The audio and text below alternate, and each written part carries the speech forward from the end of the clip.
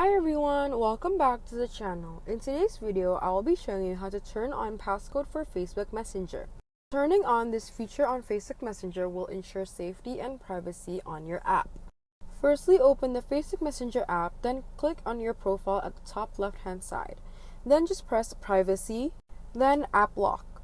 Then just toggle the button on and then enter your iPhone passcode for Messenger. Then you can pick when you want the app to require Touch ID, after you leave Messenger, 1 minute or 15 minutes or 1 hour after you leave Messenger. So as you can see, after I've left the app, I am required to enter my password to open the application. So that is how you turn on the passcode feature on your Facebook Messenger app. That is all I have for you today. I hope this tutorial was helpful for you. Don't forget to like, share, and subscribe, and leave any of your questions in the comment section down below and I will happily answer them. Thanks for watching. Bye!